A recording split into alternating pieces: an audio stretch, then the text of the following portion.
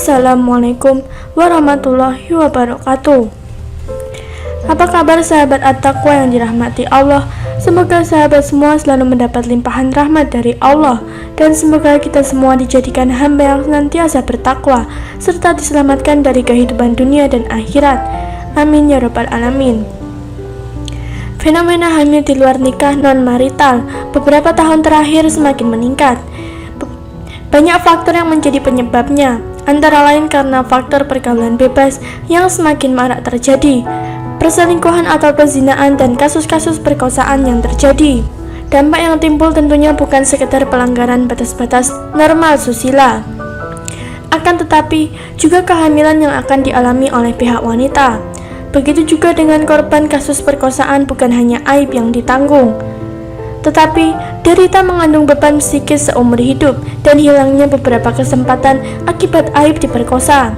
Tentunya, hal tersebut akan menimbulkan dampak yang harus ditanggung sendiri oleh pihak wanita, yaitu trauma psikis untuk korban pemerkosaan dan kehamilan yang tidak diharapkan untuk kedua kasus tersebut.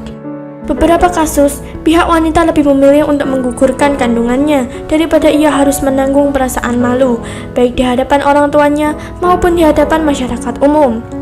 Akan tetapi, tidak sedikit juga yang memilih untuk mempertahankan kehamilan tersebut, meskipun tidak ia harapkan, dengan dalih ia tidak ingin membunuh janin yang tidak bersalah dan tidak ingin semakin menambah dosa baginya. Sedangkan menggugurkan janin adalah tindakan yang tidak berperi kemanusiaan, karena upaya tersebut tidak berdasarkan alasan yang dapat dibenarkan menurut Islam.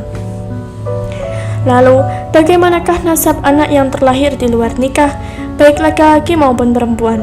Bagaimana kalau mereka hendak menikah nanti? Siapa yang menjadi walinya?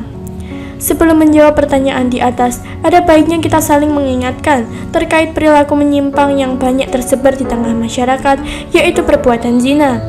Sungguh, betapa pedih hati kita bila memperhatikan gaya hidup yang dipraktikkan oleh sebagian masyarakat kita yang mayoritas mengaku muslim.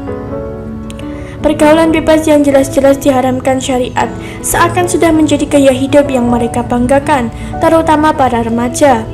Padahal, kita semua mengetahui dan menyadari bahwa para remaja adalah generasi penerus. Lalu, kebaikan apa yang bisa diharapkan dari mereka yang sudah terjerat dengan berbagai perilaku menyimpang? Semoga Allah Azza wa Jalla melindungi kita dan generasi muda kaum muslimin dari berbagai penyimpangan. Mengentaskan mereka yang sudah terjerat dan membentengi mereka yang belum menjamah perilaku menyimpang ini adalah tanggung jawab bersama antara orang tua, guru dan para ulama dan juga pemerintah. Mereka harus bersinergi mengusung sebuah program yang disepakati bersama. Jika salah satu pihak tidak mendukung, maka program apapun yang diusung tidak akan mencapai hasil maksimal, bahkan terancam gagal. Islam sebagai agama yang telah disempurnakan oleh Allah Azza wa Jalla telah mengingatkan buruknya perbuatan zina sejak ribuan tahun yang lalu. Islam mengharamkannya dan mengharamkan semua yang bisa menggiring ke arah perbuatan hina ini. Allah Azza wa Jalla berfirman yang artinya, "Dan janganlah kamu mendekati zina, karena sesungguhnya zina itu adalah fahisyah atau perbuatan yang keji dan seburuk-buruk jalan yang ditempuh oleh seseorang." Quran Surat Al-Isra. Sahabat yang dirahmati Allah, sebelum kita lanjut untuk membahas video kali ini, kami ingatkan bagi Anda yang belum subscribe, silahkan subscribe dulu dan nyalakan lonceng notifikasinya agar sahabat semua tidak ketinggalan update video selanjutnya dari kami. Mari kita dukung channel ini agar tetap istiqomah dalam syiar Islam dan juga sebagai sarana untuk memperdalam ilmu agama kita. Lalu, bagaimanakah nasab anak yang terlahir di luar pernikahan yang sah dan siapakah yang berhak menjadi walinya ketika dia hendak menikah nanti? Dalam masalah ini ada beberapa kejadian yang masing-masing berbeda hukumnya. Berikut perinciannya. Yang pertama, apabila seorang perempuan berzina kemudian hamil, maka anak yang dilahirkannya adalah anak zina berdasarkan kesepakatan para ulama. Anak tersebut dinasabkan kepada ibunya dan tidak dinasabkan kepada laki-laki yang menzinai ibunya atau bapak biologisnya. Hubungan nasab antara anak dengan bapaknya terputus. Demikian juga hukum waris dengan bapaknya. Dia hanya bisa mewarisi ibunya dan ibunya mewarisinya, termasuk juga hak kewalian. Kalau anak perempuan itu perempuan, maka itu terputus dengan bapaknya. yang menjadi walinya ketika dia hendak nikah adalah sultan atau penguasa, atau wakilnya seperti qadhi atau penghulung. Dan tidak wajib bagi bapaknya memberi nafkah kepada anak yang lahir dari hasil zina. Akan tetapi, hubungan sebagai mahram tetap ada, tidak terputus meskipun hubungan nasab, waris, kewalian, nafkah terputus. Karena bagaimanapun juga, anak itu adalah anaknya yang tercipta dari air maninya walaupun dari hasil zina.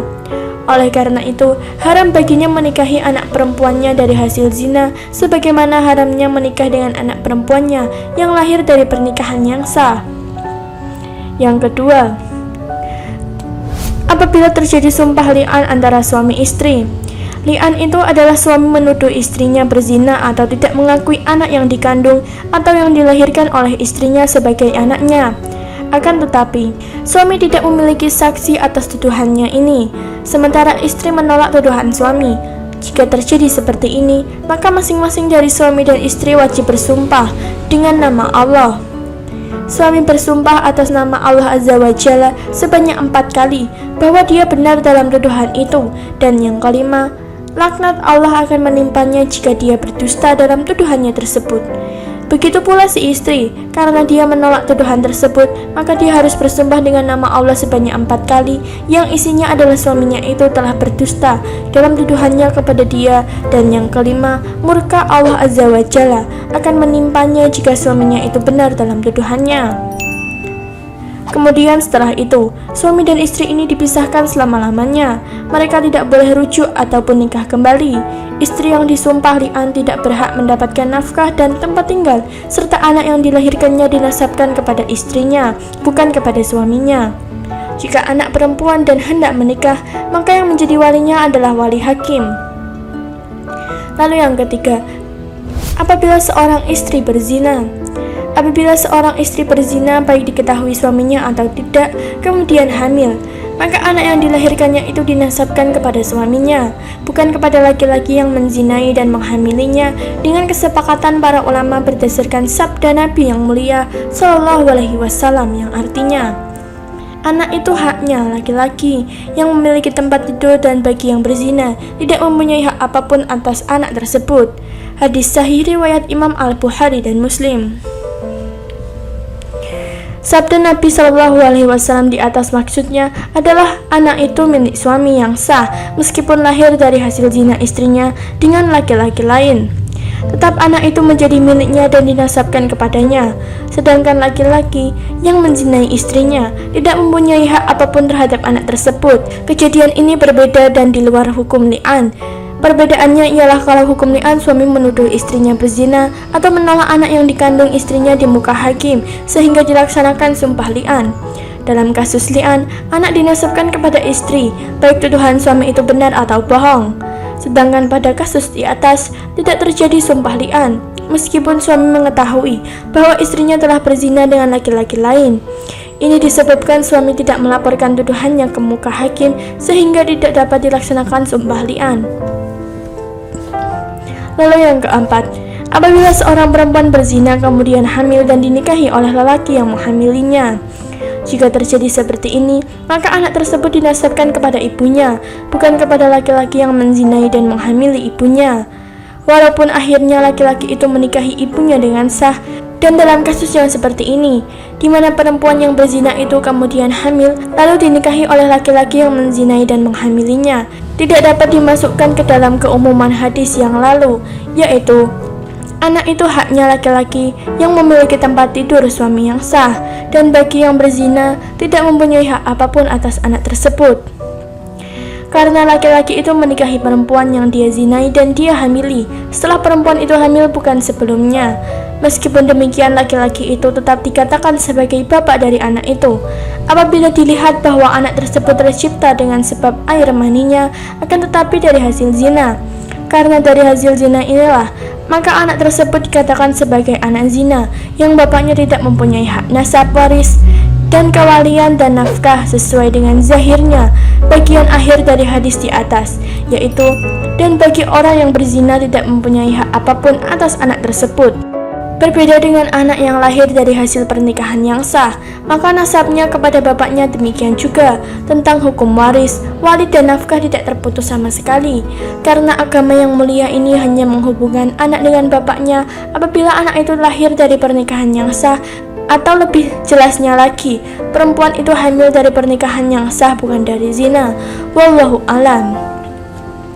Lalu yang kelima, seorang perempuan berzina kemudian hamil lalu dinikahi oleh lelaki lain, bukan lelaki yang menghamilinya.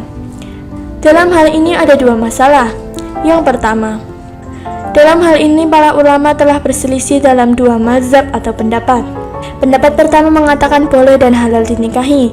Mereka beralasan bahwa perempuan tersebut hamil karena zina, bukan dari hasil nikah. Padahal kita sudah ketahui bahwa syarak agama tidak menganggap sama sekali anak yang lahir dari hasil zina, sebagaimana beberapa kali dijelaskan di atas. Oleh karena itu, halal bagi lelaki lain untuk menikahinya tanpa harus menunggu perempuan tersebut melahirkan anaknya. Ini mazhab Imam Syafi'i rahimahullah dan Imam Abu Hanifah rahimahullah. Hanya saja, Imam Abu Hanifah mensyaratkan tidak boleh disetubuhi sampai perempuan tersebut melahirkan. Adapun mazhab kedua mengatakan haram dinikahi sampai perempuan tersebut melahirkan. Inilah yang menjadi mazhab Imam Ahmad dan Imam Malik rahimahullah. Dan mazhab yang kedua ini lebih kuat daripada mazhab pertama dan lebih mendekati kebenaran. Wallahu alam. Kedua, masalah nasab anak. Dia dinasabkan kepada ibunya dan tidak kepada laki-laki yang menzinahi dan menghamil ibunya, dan tidak pula kepada laki yang menikahi ibunya setelah ibunya melahirkan. Lalu yang keenam, apabila anak terlahir dari akad nikah yang fasid atau batil. Akad nikah yang fasid atau batil yaitu setiap akad nikah yang telah diharamkan syariat atau salah satu rukun nikah hilang atau tidak ada sehingga menyebabkan akad nikah itu tidak sah. Misalnya, nikah dengan mahram, nikah dengan susuan atau saudara sepersusuan, nikah dengan istri bapak atau istri anak atau mertua, atau dengan anak tiri yang sudah ibunya sudah digauli, nikah mut'ah, nikah dengan lebih dari 4 wanita, nikah tanpa wali dan lain sebagainya. Apabila kedua belah pihak tidak mengetahui akan fasidnya atau batilnya pernikahan mereka, maka keduanya tidak berdosa dan tidak dikenakan hukuman dan akan dinasabkan kepada bapaknya seperti pernikahan yang sah. Meskipun keduanya langsung dipisahkan karena pernikahan mereka fasid, apabila mereka berdua telah mengetahui pernikahan mereka fasid, maka mereka berdosa dan mereka wajib dikenai hukuman, kemudian anak tidak dinasabkan kepada bapaknya.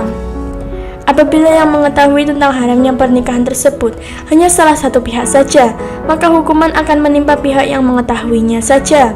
Jika yang mengetahuinya itu pihak laki-laki, maka dia berdosa dan dikenakan hukuman serta anak tidak dinasabkan kepadanya. Jika yang mengetahuinya itu pihak perempuan, maka dia yang berdosa dan dikenakanlah hukuman kepadanya dan anak akan tetap dinasabkan kepada bapaknya. Wallahu alam. Sahabat yang dirahmati Allah, itulah tadi penjelasan singkat mengenai nasab dan perwalian anak di luar nikah. Semoga video ini bisa memberikan tambahan ilmu dan pencerahan bagi kita semua. Jika ada pertanyaan atau pendapat dari sahabat semua, silahkan tulis di kolom komentar. Jangan lupa untuk like, share, dan subscribe. Semoga bermanfaat dan terima kasih telah menonton video kali ini. Wassalamualaikum warahmatullahi wabarakatuh.